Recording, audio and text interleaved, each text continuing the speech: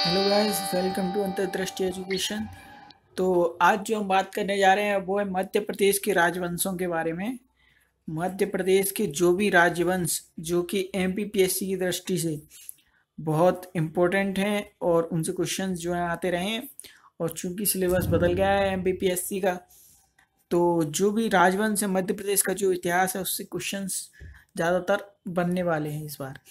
तो चलिए शुरू करते हैं, देखते हैं कौन कौन से राजवंश जो है हम इस वीडियो में कवर करते हैं। तो चलिए स्टार्ट करते हैं।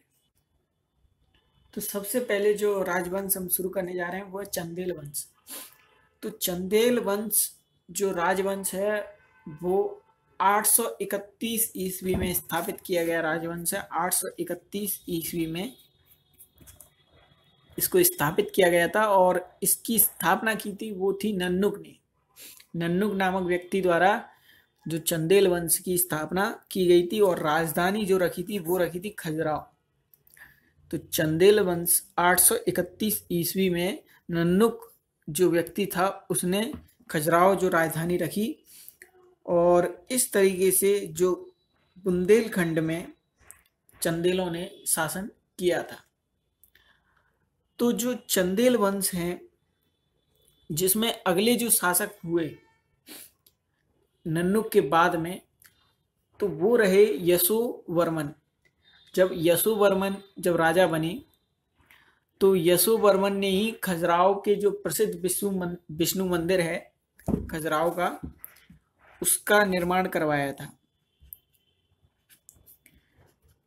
खजुराहो के प्रसिद्ध जो विष्णु मंदिर है उसका निर्माण यशोवर्मन ने कराया था।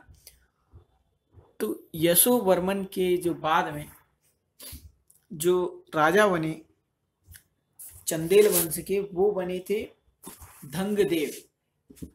धंगदेव जो राजा बने वो यशोवर्मन के बाद बने 950 ईस्वी से 1007 ईस्वी तक। तो 950 ईस्वी से 1007 ईस्वी तक जो धंगदेव थे वो राजा बने थे। तो इस तरीके से जो 831 से चलता हुआ साम्राज्य 1007 ईस्वी तक चलता रहा। इन्हीं ने चंदेल वंश के जो ये धंगदेव थे वो एक प्रतिभाशाली शासक थे जिन्होंने छीड़ प्रतिहार सत्ता को अस्वीकार करके स्वाधीनता की घोषणा की थी, और जिन्होंने बेतवा नदी के निकट में अपना शासन फैलाया और कई जगहों पर जो विश्वविख्यात जो मंदिर हैं उनका निर्माण करवाया था। इसके बाद में जो राजा बने धंगदेव के बाद में चंदेल वंश के, वो थे विद्याधर, जो 1017 से 1029 तक जिन्होंने राज्य करा। तो यही वो राजा थे विद्याधर जिन्होंने महमूद गजनवी की महत्वाकांक्षाओं का सफलतापूर्वक विरोध किया था। महमूद गजनवी की महत्वाकांक्षाओं का विरोध किया था विद्याधर ने, और इससे जो है क्वेश्चन बन के आ चुका है एक बार मेंस में कि ऐसा कौन सा राजा था चंदेल वंश का जिसने महमूद गजनवी की महत्वाकांक्षाओं का सफलतापूर्वक विद्रोह किया था। तो इस तरीके से जो चंदेल वंश है वो एग्जाम की दृष्टि से बहुत ही इम्पोर्टेंट टॉपिक है। तो इसके बाद जो राजा हुए विद्याधर के बाद वो हुए परमर्द देव। परमर्द देव जो राजा थे वो अंतिम शासक थे चंदेल वंश के, जो जिन्होंने 1165 से लेकर 1203 तक जो शासन किया था। तो इनके बाद में जो है इनके ही शासनकाल में जो आला उदल, जो प्रसिद्ध आला उदल रहे हैं वो इन्हीं के शासनकाल में रहे थे। तो इस तरीके से जो चंदेल वंश का शासन 1203 तक चलता रहा, और इसके बाद में जब इनकी मृत्यु हो गई युद्ध में, कलिंजर के युद्ध में परमर्द देव की मृत्यु हो गई। हालांकि जो इस शासन चंदेल वंश के जो अंतिम शासक माने जाते हैं वो परमर्द देव हैं, लेकिन इसके जो अंतिम शासक थे वो थे कीरत सिंह, जो कि इसके अंतिम शासक माने जाते चंदेल वंश के, जो 1545 तक जिन्होंने शासन किया था 1545 के आसपास तक। तो इस तरीके से जो कीरत सिंह है चंदेल वंश के अंतिम ज्ञात शासक थे। तो इस तरीके से जो है चंदेल वंश का इतिहास जो 831 से लेकर 1545 तक चलता रहा और पूरे बुंदेलखंड के अलग अलग जगहों पर और मध्य प्रदेश के अलग अलग जगहों पर इनका शासनकाल चलता रहा है। तो इस तरीके से जो है हमारा चंदेल वंश का जो फ्लो चार्ट है वो कंप्लीट हो जाता है। नन्नुक जो हैं वो संस्थापक और उसके बाद राजधानी खजुराहो, यशोवर्मन, धंग, विद्याधर और परमार्दिदेव और अंतिम शासक कीरत सिंह। तो चलिए बढ़ते हैं अगले वंश की ओर। तो अगला जो इम्पोर्टेंट वंश है हमारा वो है परमार वंश। परमार डायनेस्टी जो है बहुत ही इम्पोर्टेंट है और नवीं सदी के शुरुआत में जो मालवा में एक राजवंश का उदय हुआ जो परमार राजवंश के नाम से क्या हुआ, प्रसिद्ध हुआ नवीं सदी के शुरुआत में। तो परमार राजवंश जो है काफ़ी विस्तृत राजवंश है, काफ़ी सारे राजा थे इसके। उपेंद्र राज, बैर सिंह, सियाक। तो जो सियाक द्वितीय थे, बैर सिंह द्वितीय का जो द्वितीय उत्तराधिकारी का सियाक द्वितीय जो थे राजा, वो परमार वंश के जो सर्वप्रथम स्वतंत्र राजा थे, स्वतंत्र शासक, जिन्होंने क्या हुआ राष्ट्रकूटों की जो प्रभुता थी उसको अस्वीकार कर दिया और अपने जो वंश को स्वतंत्र घोषित कर दिया था। तो सियाक द्वितीय के बारे में जो हमें देखने को मिलता है वो नवशाह सांख में देखने को मिलता है। अब नवशाह सांख, इससे भी ये क्वेश्चन आ चुका है कि ये जो है चरित्र वो किस वंश पर आधारित है। तो नवशाह सांख क्या है, परमार वंश पर आधारित है। तो यहाँ से हमें सियाक द्वितीय के बारे में देखने को जानकारी मिलती है। तो ये जो परमार वंश के स्वतंत्र शासक थे पहले। तो इसमें क्या है, अन्य राजाओं के बारे में भी दिया गया है नवशाह सांख के। जब हम देखते हैं तो इसमें जो अन्य जो वंश हैं जैसे चंदेल वंश है उनसे जो युद्ध हुए हैं परमार वंश की, क्योंकि ये जो हैं वो सेम जो काल है ना उसी के ही वंश हैं।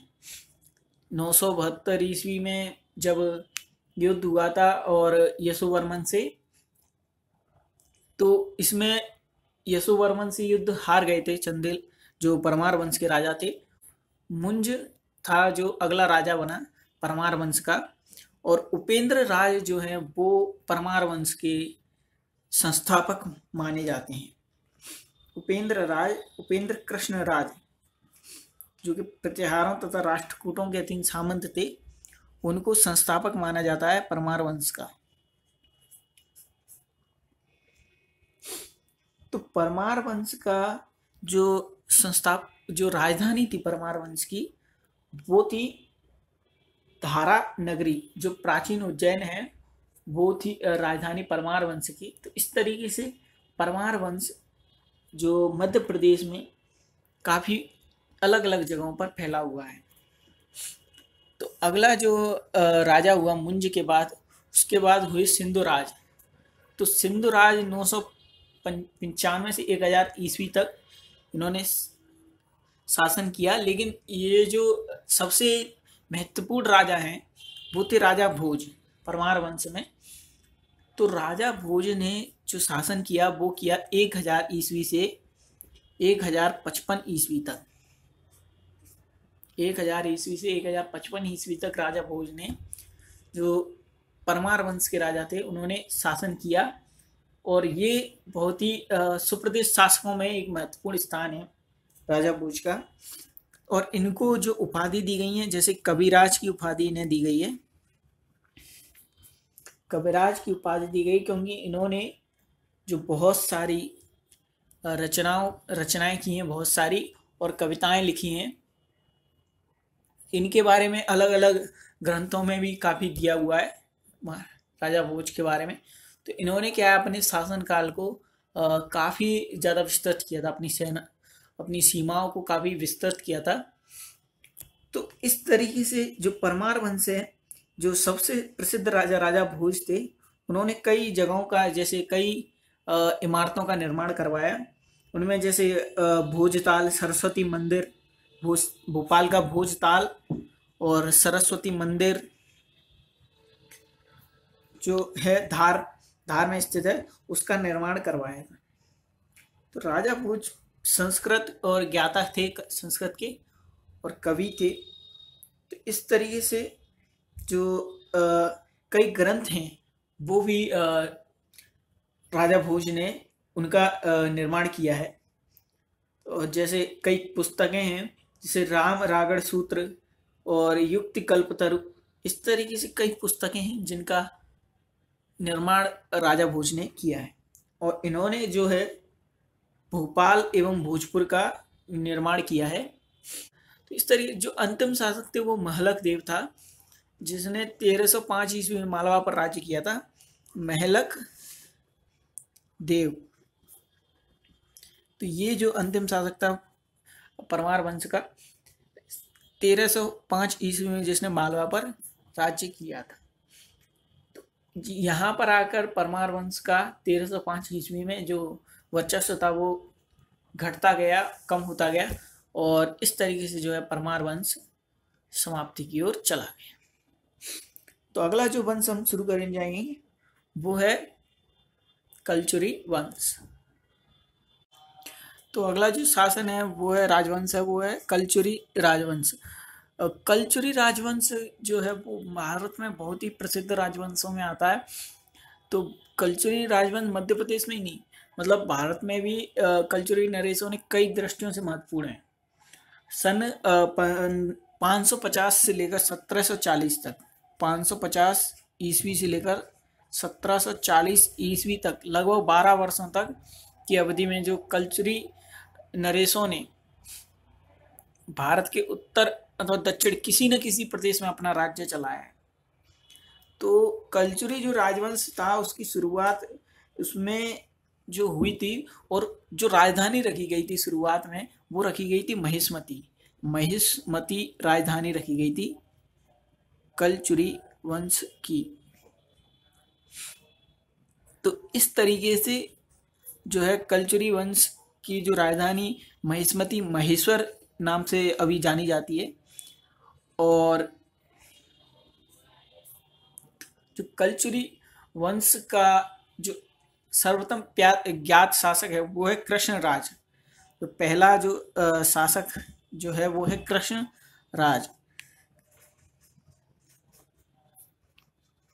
तो इस कृष्णराज के बाद में जो है शासन काल में, जो कृष्णराज के बाद में अलग अलग शासक आए हैं और उन्होंने जो है शासन किया है। लेकिन जो कलचुरी वंश का जो संस्थापक जिसे अगर माना जाए, वो माना जाता है कोक्कल फर्स्ट जो थे, कोक्कल प्रथम, उनको कलचुरी वंश का संस्थापक माना जाता है। तो इन्होंने कलचुरी वंश का जो है स्थापना की और उसे आगे बढ़ाया।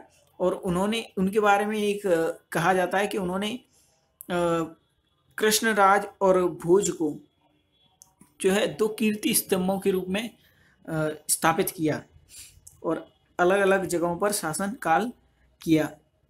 तो उन्होंने जो कोक्कल वंश फर्स्ट थे, उन्होंने जो अपनी राजधानी रखी वो त्रिपुरी को रखी थी।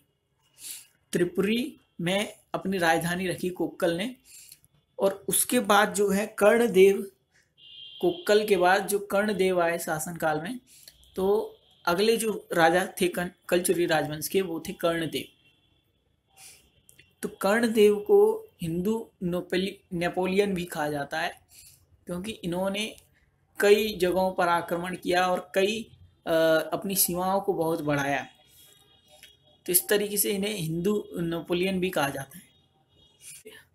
कलचुरी वंश साम्राज्य चलता रहा और 1211 ईस्वी तक लगभग सभी बुंदेलखंड के क्षेत्रों पर इन्होंने अपना अधिकार कर लिया था। और 14वीं शताब्दी के आरंभ तक इसमें इस सारे प्रदेशों पर जो है मुसलमानों का अधिकार हो चुका था।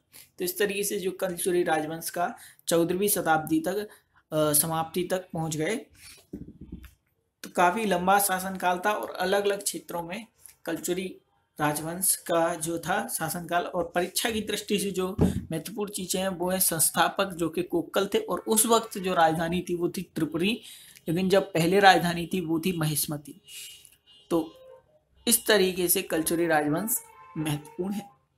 हालांकि इसमें और भी महत्वपूर्ण राजवंश हैं, लेकिन हम जो है कलचुरी राजवंश के बाद ही इस वीडियो को समाप्त करते हैं। और अगर आपको और भी राजवंशों के बारे में जानना है तो आप मुझे कमेंट सेक्शन में बता सकते हैं, तो हम जो भी राजवंश बाकी हैं उनको कवर कर लेंगे अगली बार। तो तब तक के लिए थैंक यू वेरी मच, और आई होप आपको वीडियो समझ में आया होगा। और अगर आपको वीडियो समझ में आया हो, अच्छा लगा हो, तो प्लीज़ चैनल को सब्सक्राइब कर दीजिए, वीडियो को लाइक शेयर ज़रूर कर दीजिएगा। Thank you.